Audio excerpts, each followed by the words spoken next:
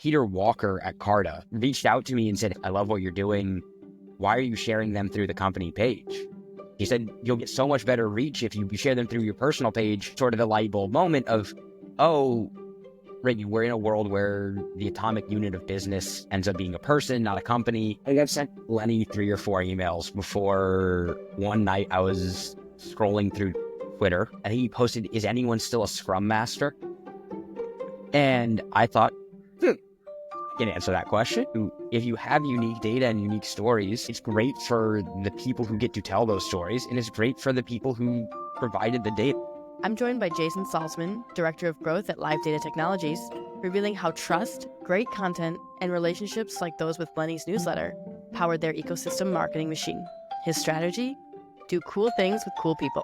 Let's dive in. Hello, Jason. Thanks so much for joining me. Thanks for having me. I've been following you on LinkedIn for a while now. I've seen what you guys have been doing. And what really piqued my interest was actually recently you got featured in the MKT1 newsletter by Emily Kramer talking about an ecosystem marketing example. And so I think that other marketers out there probably aren't, they know what influencers are, they know what working with creators are, but they maybe haven't thought about ecosystem marketing. So today I really love to deep dive with you about that and why you're so bullish on this and really just, hear what you have to say as a practitioner. So before we get started on the heavy stuff, I wanted to ask you really quick, you used to be a pro cyclist, is that correct?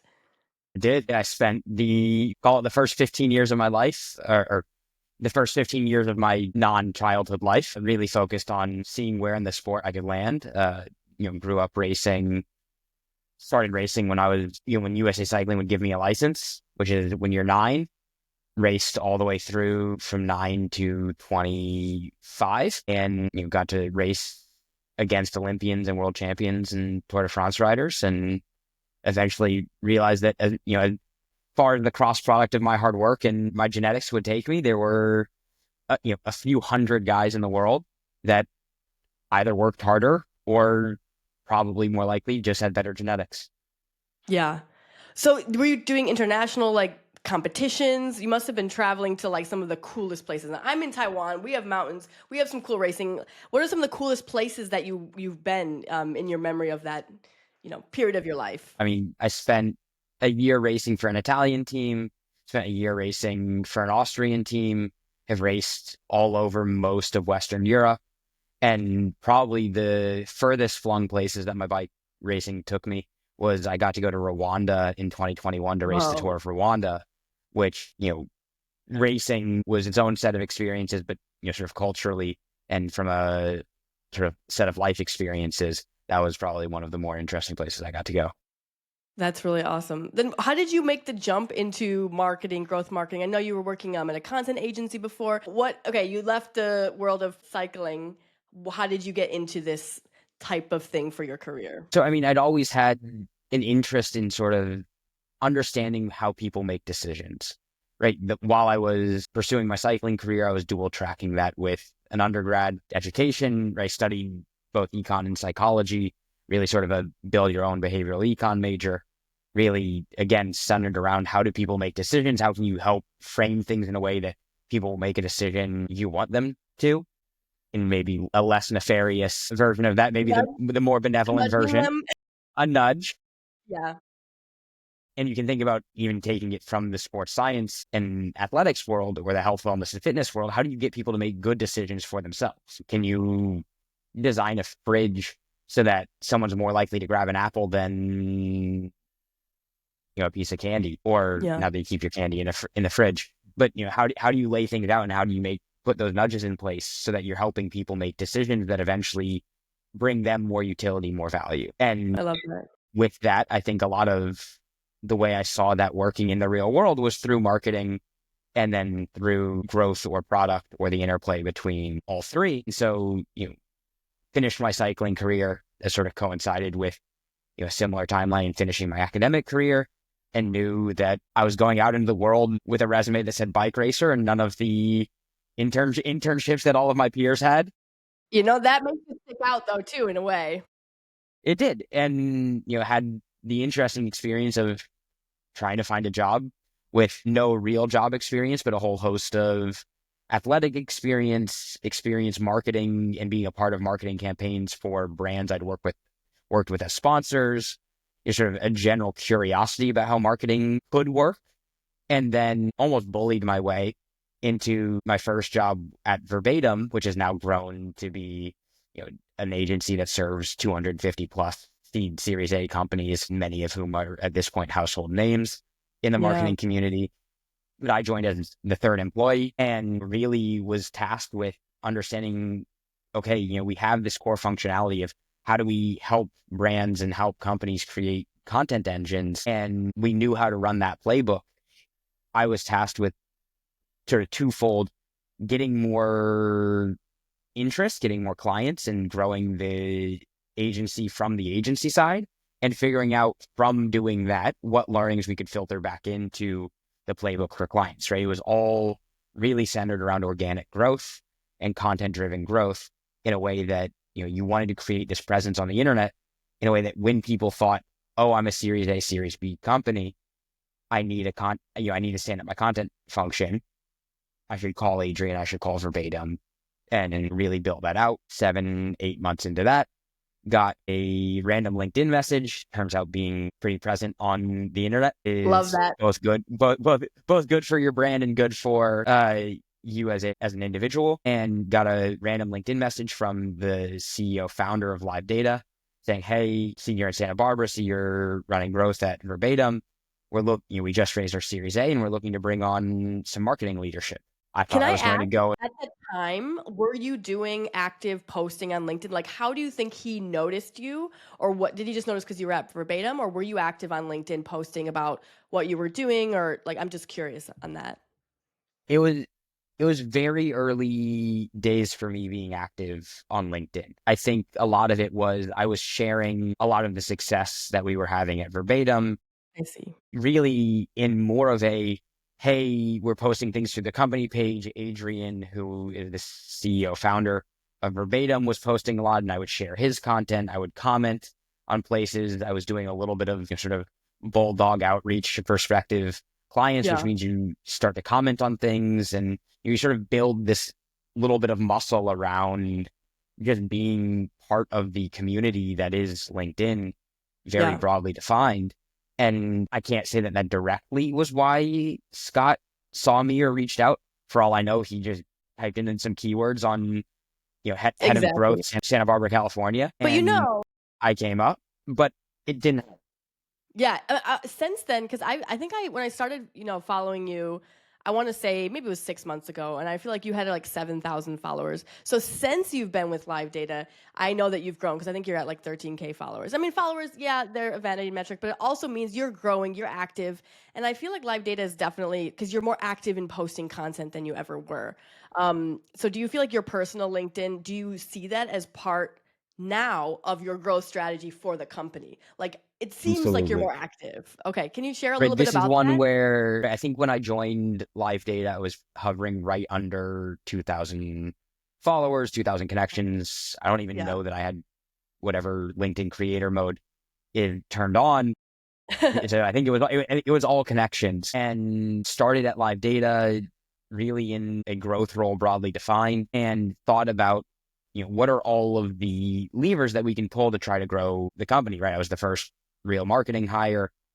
I had to stand the function up, right? So you try a little bit of everything. You try to figure out what you're getting signal back from that gives you outsized returns. And we sit, right, maybe to segue or transition into what marketing has become at Live Data. We sit Yeah. on all of this real-time job change data. One of the things we wanted to test was, can we turn that data into compelling content and context that sort of shows how people can use this data to solve a specific problem or to answer specific questions. Yeah. And then at worst, we're entertaining. At best, we've sort of moved someone down a buyer's journey of, hey, this is job change data. What the hell does that do for me? Can we To take a step back? How do you actually make money from it? Because I get the content piece, but how does Live Data actually make money in the long run? so to start, the company was founded with the idea that we were going to make the world a safer place for B2B sales and marketing professionals, all of whom sit on a database or a CRM of their customer and prospect information. You think about the way a Salesforce or HubSpot works. You put someone in there, and over the course of the next year, 20% of the people you put in at the start of the year have changed jobs. You Yeah. either then, on both sides of the coin, you waste a bunch of resources trying to reach out to that person, and you miss the revenue opportunity associated with the job change. Absolutely. So, we started to think about this and really realized that we could solve both sides of that coin. Scott, the founder, was a previous sales leader and was really just frustrated walking around a sales bullpen and watching reps get emails that bounced or have calls that the person wasn't there anymore, or they said, hey, I'm not in market because I'm no longer at the company that you think I'm. Right. That was a massive cost and a massive waste of time. Fast forward to where we've gotten to now, when we realized that the most efficient way to do all of this was to sort of create a universe and data set of all of the people that we've ever been asked about, right, from our clients and from our ability to go out and search for public information on the internet. And we track real-time job change data for 90 million plus people, right, verifying each one of those people every 7 to 10 days at most. With all of that, you get all of the byproducts of, did this person change jobs or not? And what can you do with that job change event? That's It turns out that every job change matters to someone for some reason. Whether you're the coffee cart person who has been selling to all of the people who walk into an office building and that company just did layoffs, and you're going to get way fewer people walking past this coffee cart, right? That's a $2 cup of coffee. If it's a $200 seat license to some PLG product and now you're not selling it, or you can upsell because the company just hired 3 more AEs and they all need seats on, pick your fancy new AI sales tool, there's a revenue opportunity associated with that. You take it out of sort of a go-to-market world and you think about it from an investment perspective, right? VCs use our data to track founders or founding teams at early stage companies, understanding that, well, I really have this thesis about, right, I'm like every other VC. I have a thesis about people who worked at Stripe and a FANG company and went to Stanford, MIT, or Harvard. Did someone just leave Stripe that fits this profile? And I want to know where they go next.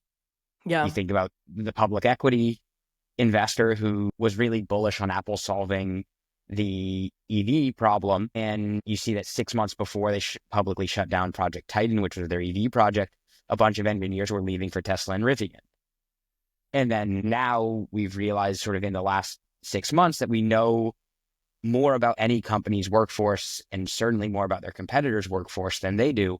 And there's a whole application for HR and talent use cases of understanding, where do I source my best talent from? Where am I losing talent to? Am I promoting slower than my talent competitors? All of these different things that help someone understand their workforce and make sort of strategic decisions about hiring, retention, attrition, all of these other use cases. So plagued by the fact that this data matters to everyone for everything. I'm sure there's many more examples, but I think what you've done with the growth side of it is you're now showing people the real use cases that you've just listed through content, right? And I think that is, I mean, everyone knows the power of data, but when you can't see it, it can be hard, it can be abstract, and it can take too long to understand the real value. So when you got brought on, you sort of started showing the data with the live sort of the moving charts and things like that. Is that right? It didn't exist before you joined the team? No. I mean, I was given a pretty simple directive of put content in context around our job change data and see what happens, what conversations you can start, whether they're for us to learn which markets we really want to talk to, or which audiences really care about a specific chart or a specific insight and the underlying data, or just from, hey, can we know this thing? Yeah. Is this something we can go and prove out with the data? Can you tell me where you started? Like, what were some of the experiments you did early days to sort of test this? Because, it makes a lot of sense, but like, where did you start day 1 or say day 30 with the experiments? I mean, the first, I had a conversation with Scott. It was really that, can we do this? And can we make it compelling enough that it sort of becomes its own thing, right? Its own function, its own focus. And from there, I didn't have particularly good data skills. I wasn't writing hundreds of lines of code in a script to go and chew through all this data. I pulled up this live feed, the job changes we kept seeing that day, that week, and just went looking for something, anything, and said, okay, why am I seeing Chewy come up so frequently? Chewy's a pet store company. Why are we, or an Yes. e-commerce pet shop? There must be a Why do I, story there. You were trying to find the story why there. do I keep seeing this come up? And why in a few columns over is the previous company so frequently Amazon? And then you go back and you start to realize, well, you're trying to build out this e-commerce conglomerate or this e-commerce powerhouse. Where do you hire from? You hire from the company that knows e-commerce best. And that was sort of this light bulb moment of, I found that story by accident. There has to be hundreds, thousands, endless more of these stories. And that's going to be the best way to sort of stay relevant, to comment on things that are happening, and to go out and sort of just try to either start a conversation, be a part of an existing conversation, or find cool people to have partnerships with. Yeah. So you And have these stories as a starting point, it sounds like, right? Finding those stories. But then you need distribution. Then you need to figure out, okay, do you go to the press? Did you were you at the beginning, were you trying to figure out what is the best way to get distribution? yeah, and I mean, I tried, excuse me, that's what I get for having a decaf coffee to deal with Gotta get marketers the do caffeinated coffee. stuff, all right? Yeah. You know, to start, I just started, I didn't really know what I was doing because this insights and data visualization as a content pillar was a new thing to me. I started sharing it through the company page. It'd get a few likes, it'd get a few hundred impressions. Maybe someone would comment on it. I'd reshare it through my personal page, and it'd get a few more likes, it'd get a few more comments. It wasn't really going anywhere.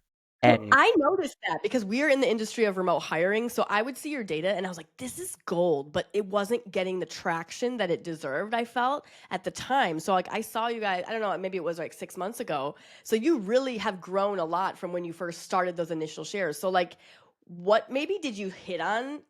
Maybe the first time you started to see real traction and sharing. Like maybe you can tell me that story or that example. yeah, I think to give credit where credit's due, Peter Walker at Carta, who is the king of insights, I'll give him all of the praise he deserves, reached out to me and said, hey, I love your charts. I love what you're doing. Why are you sharing them through the company page? And He said that to you. this was a Ooh, year and a half or 2 years ago. And I said, what do you mean? Why am I sharing them through the company page? He said, you'll get so much better reach if you build if you share them through your personal page and then repost them through the company page when they're doing well. And exactly. that was sort of the light bulb moment of, oh, right, we're in a world where the atomic unit of business ends up being a person, not a company, and people want to interact with people. Everything that comes from a company page reads like an ad. The I mean, people trust intention of people. They don't trust brands, that's the exactly world we're in. the intention of sharing all of this wasn't to say, hey, come buy our data. If it happens, it happens, right? Obviously, every company needs to make money. But the first and foremost goal of all of this was to, hey, this is just interesting. This is good content, whether it makes you a little bit smarter and you have something to say at a dinner party or shows you a use case that you didn't realize you could have for our data. That's a win for us. And so How were you shifting, measuring at the time? Like, what was the metric that you were measured on? Were you measured on, I mean, I don't know, what was your boss gave you the task, but like, what was your KR at the time or whatever you used to measure? I think we were so early that the OKR for the first 90 days was, we'll know it when we see it. Okay. Right? It was very much a figure out what works.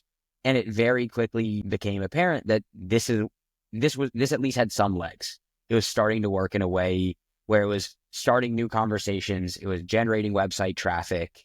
Our Yeah. SEO was going up. All of the fun things that you can tie to largely vanity metrics minus some of the immediate revenue opportunities. And from there, it was sort of, okay, how do we do more of it? And does more of it get us more revenue opportunities, more traffic, Well, this this, is the that, and the interesting other? part. You're the director of growth. I think sometimes growth teams, 5 years ago, I mean, 5 years ago is a long time. They would be looking at things a lot differently. They'd be looking for direct attribution of like, you're on LinkedIn primarily, is that right? Posting about this. Are they directly signing up from your post and really obsessed with that direct attribution? And it sounds like you got all the good stuff, But but no it one wasn't. does that, right? I I mean, know, you know. and especially for where we are in where, or at least where we were, right? Where we are and where we're going is a little bit different. But when this first started, we were selling, relatively high 5-figure deals for bulk data files. Yeah. No one's going to immediately click from my post to putting their credit card information in. I mean, no, basically nobody does that for any software or any service nowadays. Yeah. And with that, it was sort of, how did this become everything we need it to be, from a way to drive true top of funnel awareness to a way to fuel outbound campaigns of, hey, this was just an insight that we think pertains to VCs. Okay, now our sales rep can go and include it in an email to a bunch of VCs saying, hey, my insights guy just posted about the Stripe Mafia. Did you know that these 3 people just left Stripe? And it sort of became this more cohesive glue between a bunch of other teams and functions within the business. And that, a lot of the feedback that I got being tip of the spear on the internet, posting and hearing people or interacting with people, drove back to product feedback. Yeah. It drove back to sales and sales conversations, right? I became a very non-invasive first touch for a lot of these conversations of, hey, I see you talk a lot about this, right? Remote work.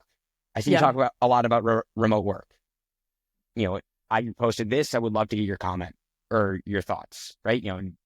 I'm by no means the expert. I just pulled some data and would love to have this conversation. Really organically gets a foot in the door, gets a pinky toe in the door, or just makes it so that someone recognizes your logo the next time they see it. Yeah. Well, I think this is interesting because it sounds like you started to hit on some things. You started to see some traction. You knew it when you saw it. Can you think about what was there one post that went viral particularly, or one topic that really took off? I think the first big thing was figuring out, right, and this gets more into the true ecosystem version of the world, that when you start with a really, really muted megaphone, or you have to figure out how to take all of the pieces out of the box and build your megaphone for distribution on your own, the best way to amplify that megaphone or supercharge it is to find other people who already have a voice and already have an audience and already have a platform. And so you started to look for them actively. You were trying to find those megaphones. Yeah.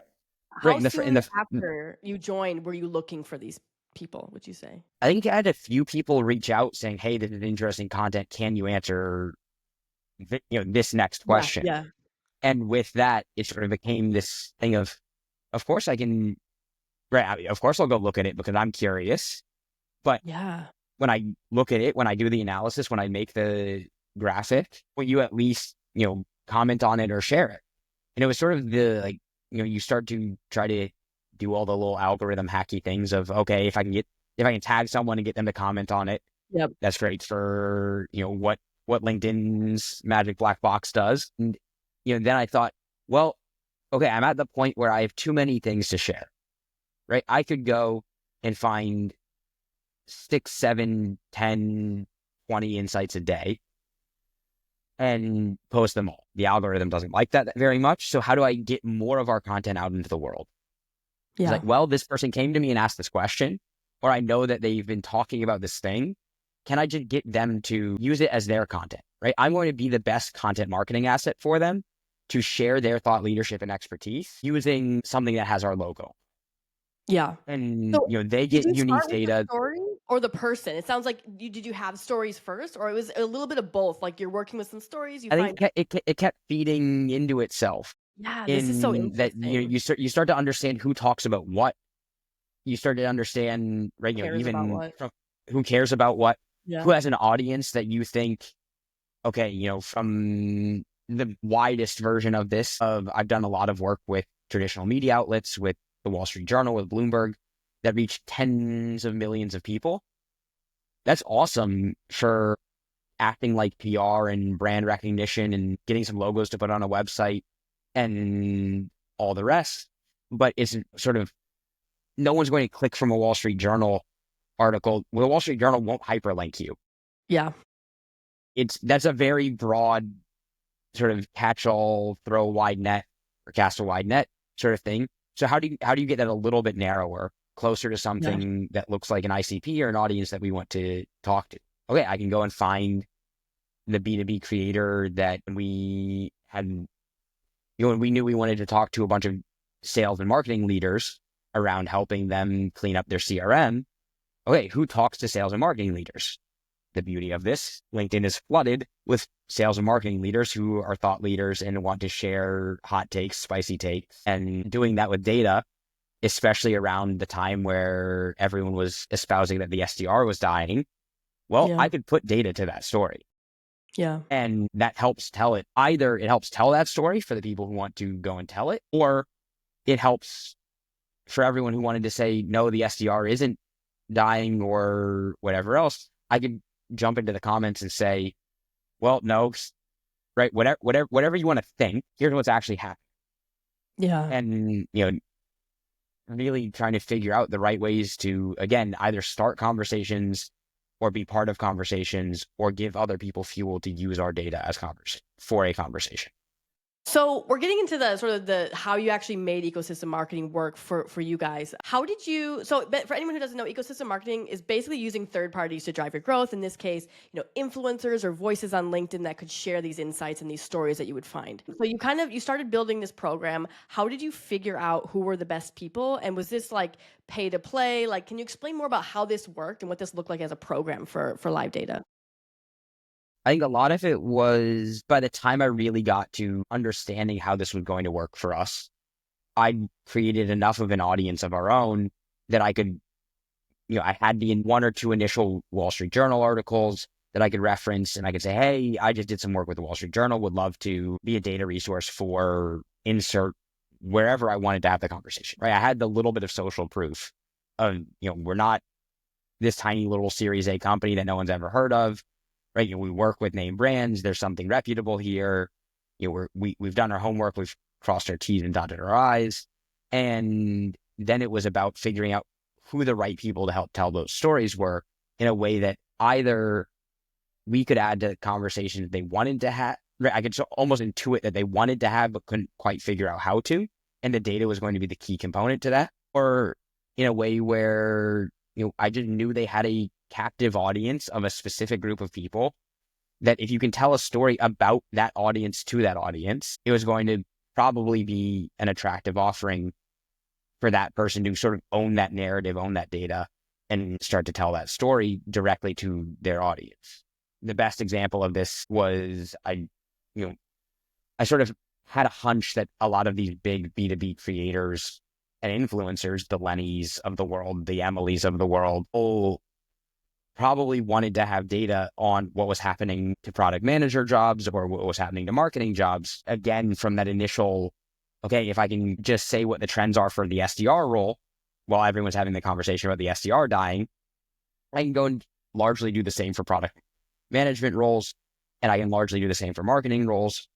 And there are people who are talking about this. They're the thought leaders, the experts in that space, and giving them the data to sort of do a state of jobs report for their audience was going to be great content for them. There's going to be great exposure and distribution for us. And the only cost associated with it for us was my time to go and do the analysis and make the graphs, right? They were the ones that were doing the writing because they're the experts in the space. They were the ones who had been kind enough to sort of lend to me their audience, whether they knew it or not, right? It became this very quid pro quo thing where it was just going to work well for them to have unique content, unique data, and for us to understand that across a list of 800,000 product managers, there were going to be a lot of those people that were responsible for ingesting data at companies we wanted to do business with.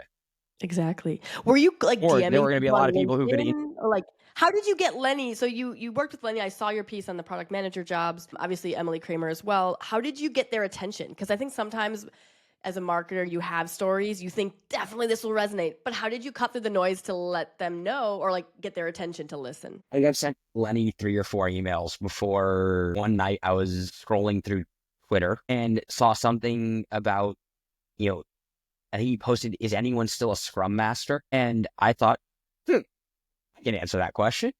This is my chance. Persistence. Yeah, I went, right. I had the 3 or 4 emails that had gone, or LinkedIn messages that had gone left on read. And I thought, we'll try it again. So I took the 15 minutes to go and to write the query to find all the Scrum Masters, active by year for the last 10 years, and made the viz and commented it on his tweet. And he said, fuck, where'd you get this data?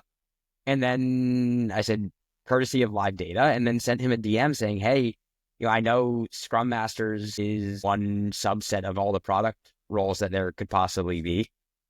Would you want to do this for all product jobs? He said, yeah, absolutely. Let's do it. And so worked with him over the next month or so to think of all of the V1 questions we wanted to ask about product managers. How many product managers are there now versus 5 years ago? What does that trend look like over time? What's the average tenure of a product manager by job level? All of the different things that our data can help answer. And with that, sort of did this V1, and it sort of snowballed into this great relationship with Lenny where I think we did 3 reports with Lenny in 2024. And I think all 3 of them at least were, if not still are, in his top 10 most read articles, right? So I think it really all comes back to, if you have unique data and unique stories, right, it's great for the people who get to tell those stories, and it's great for the people who provided the data. Exactly. I think you must have been living in these stories. It sounds like you were also very much aware of, you want to work with Lenny, you were following him. So it's kind of like taking advantage of opportunities when you see them, or when you saw them, he could really use this. You must be living in this stuff. Was that fair to say? You're sort of yeah, there's no hack to be oh, if you DM 3 times with this sequence, he's going to reply. I mean, you were. Well, there's no, I was, expletives or not, is where I was about to go. There's no sequence. When you're trying to figure out the early days of growth, there's no playbook or hack. You just have to go and do the bang thing. Your head against the wall some to figure out if it's going to work or not. You have to give it a fair shot. And then once you've given it a fair shot, you have to think about, okay, what's the next level of this, and give that a fair shot. And so it was, you start with, okay, we can tell stories with our data. Go and find a story. Okay, I was posting it through the company page. That was only going so far. Someone in my ecosystem told me, hey, you should probably post these through your personal brand. Okay, I started doing that. I started realizing, okay, these are the news stories that are talking about the future of work or remote work or DEI roles or all of these things that I think, the same way I can ask a question of our data that I think of, I can almost turn a headline or turn any storyline I see on the internet into another question and find the data for that and give it to the person who I saw ask that question. And then from there, okay, are they interested? Is it a good relationship I want to have? Is there rapport? Can I build rapport with this person so that when they go and do more writing, either they know that I'm here to be a data resource, or I can sort of keep feeding them data over time, right? I work with a lot of journalists in that way, in that, I go and I'll say, I know this reporter's beat. This seems like a story that they might want to tell. I'm happy to send reporters data all day long, because again, I'm going and I'm looking at all of these possible stories that I could tell, and I have too many stories for my ability to share them myself. I could cram a dozen stories into a newsletter every day, but that only gets so far and only does me so well so long as someone reads them. There are other people already telling these stories out in the world. Why not give them more fodder and let them be our best advocates in the process? You've just outlined your blueprint of how you did this and how you kind of, drove that growth through the content. So, I mean, it sounds like you are very bullish on ecosystem marketing. It's obviously worked for live data. I mean, are there things that you think particular to right now that make ecosystem marketing even more critical for companies? For a variety of companies, but I think there are some things that maybe are different now than before that would make it particularly useful. Does anything come to mind? Yeah, I mean, I think the simple question I'd ask, or the questions I'd ask you in return are, when was the last time you responded to an email?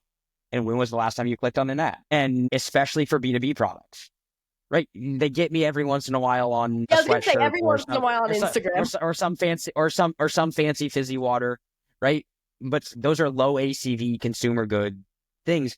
The way high ticket value, long sales cycle, B2B products, services, whatever it might be, work, you're buying from someone, and you're buying from the people you know, you're buying from the people you see, and you're probably not buying from the ads you see or get.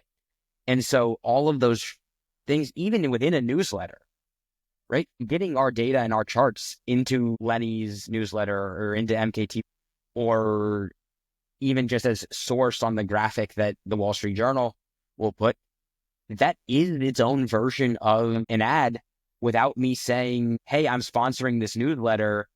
Your eyes are going to glaze over this. You're not going to read it, and onto the real content. It's part of the real content. I mean, the best We are the marketing reason doesn't look like we are the marketing. reason that content exists. Yeah. And so for a lot of this, it probably ties back to one of the great cliches of, what's good content. Good content is something someone would pay for anyways, right? We know a little bit that works, in that people pay to subscribe to Bloomberg. People pay to subscribe to Lenny. And when we can make the headline news for a traditional media outlet, or be in Lenny's top performing posts to keep picking on him, it all sort of is the validation you need to go and do more of it. And it's a little bit of machine and a beast that is never satiated, especially when you have real-time data, and especially when you can constantly go and find more stories. This is so fascinating. I mean, I think that perhaps you work with a team who's they understand how marketing works, but I think there's a lot of teams, especially the more traditional teams, who are still putting money in ads because it's easier to measure. It feels like it's simple, but do you think that it's an uphill battle that some marketers face to try to convince them that things like this do work? Because as I said, you might not have that direct attribution, or like ads they just feel more concrete. For the first handful of months at Live Data, the direct attribution was, okay, we know that this form fill got signed, and I know that I have a post that's performing well on the day. Then another version of it became, okay, I was able to go and do some social selling or start conversations with people we wanted to have commercial relationships with. I'm going to put that name into a CRM or into a spreadsheet so that we can sort of keep track and get a sense of, did I start 10 conversations this month, or did I start 30? And you can start to figure out the more creative ways to measure the impact of a lot of this. But I do think it can be a scary thing, in that, no, I mean, I almost want to get a big sticker that goes above my desk that says, I am the cat, right? Because you don't spend anything minus my salary and some of the tooling on data viz and some of the compute to go and run the queries and all of the other things that you can, if you really wanted to get measury, to not use a real word, and more scientific about this, you could. But it goes back to when you see it, and you can, especially when you are early stage in everything, you're thinking about the things that are step functions, not the 1 or 2%. You can get a much better sense of what's working and what's not. And yeah, I could go and turn all the knobs on paid spend, or spend a bunch of time writing a bunch of, at least 2 years ago, before AI ruined SEO for a lot of us, or made SEO that much better for a lot of us for a very short period of time. I can go and do all of those things, but they're not really driving the same results if you haven't been doing them and haven't really built the muscle around them. What can I go and build muscle around that's new and novel in a way that is more likely to have outsized returns? Yeah. And do you think it's going to be content in a lot of cases? Like, content is the sort of form factor because it's things people want to consume? Or are there other things besides content that could be examples of how you could do this? I think content, I think if you're trying to take it a step further, I think events can I fall would into think events ecosystem. Right? might be something you could. I think you can see a lot of people who, or for a lot of companies, where an event is a very effective component of the broader ecosystem of ecosystem marketing, Mm-hmm. in the sense of, how do you do cool things with cool people? Right? You sent me the email before this that had a list of questions, and can I describe what ecosystem marketing is in 60 seconds? And it really, to me, is, how do you do cool things with cool people? in a way that elevates, sort of the rising tide that lifts all boats. I love that. Do cool things with cool people. I think that's an underrated marketing strategy because, I mean, it's like build stuff that you're excited to share and that other people are excited to share. So you're not pushing them to share it. They're happy to share it because it's something that's interesting or timely or whatever. I think that's a very underrated, like, that is my marketing strategy. I love that. And I Well, mean, I think a lot of it works really well, not to keep rambling on, no, but I I think can a talk. lot of it works. Go ahead. Go ahead. Yeah, I think a lot of it works really well in that the pace, right? I think the pace of content has changed. Is probably the big thing that if I was going to try to distill why this works so much better than writing long form content or blog posts or white papers, not that those all aren't worthy endeavors, but it's people consume content differently now. Everything's been TikTokified, everything's been doom scrollified, and graphics and stories in bite-sized pieces, are generally easier to produce. You can produce a higher volume, you can get more at bats in a sense, and it's just how people consume content these days. Right? Again, I don't know when the last time I responded to an email or clicked on an ad was. I also don't know the last time I went and actually read someone's blog post or white paper, right? And at best, what I did was I took it and I threw it into a LLM and asked it to summarize it for me. Yeah. Right, Command F and looked for the thing that I was really trying to find. I think, How well yeah. do you feel the thing that people are trying to find? I think this is, I mean, yeah, this conversation has been really interesting because I think you've said a lot of things that I feel and that I believe, but like you've given this concrete use case of how you've grown so much over like the time that you've been there. Are there any, just to like end on a note that's a little more like tactical, are there any interesting tools or products that you think, not the obvious ones, but like things that have really helped you in this process as you've been, head of growth over the last few years? Actually, I want to shout out the internal tooling that the live data team built to make the data really easy to explore. Right, I think that was the key component. Right, I picked a data viz tool that I use. I could have picked any number of other data viz tools. Picked some ways to feed data back from LinkedIn into a CRM. I could have picked another tool for that. This specific version of marketing, of ecosystem marketing, the most effective for us was my ability and the team's ability to do it at a pace that just let us produce more than we could share. I love that. I mean, And internal tooling is underrated too because it allowed you as the marketer, the growth person to really use what you have instead of be so buried in the SQL queries or whatever that was too complex exactly. too. And for an early stage company, it really also allowed me to serve as customer zero or client zero for a lot of the things we were building. Yeah. Right. So there was this great product marketing or product hyphen marketing feedback loop of, hey, can we get this out into the world? Can we show people how we use it? And can we learn anything from putting it out in the world that can inform what we need to go and show? And what size of team were you then or now? Like, it sounds like a really small team working very collaboratively together to make sure that all the pieces are working together.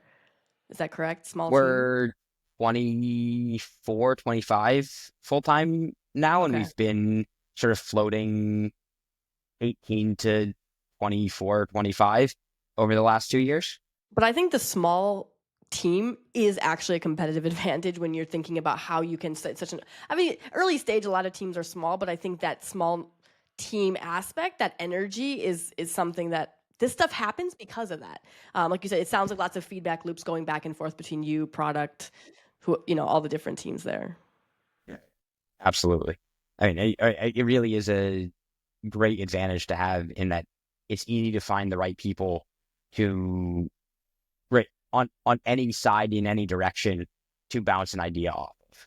Yeah. So is there any, final thing you'd like to leave people with? Ecosystem marketing, cycling, anything else you'd like people to know about you or about the things that you care most about?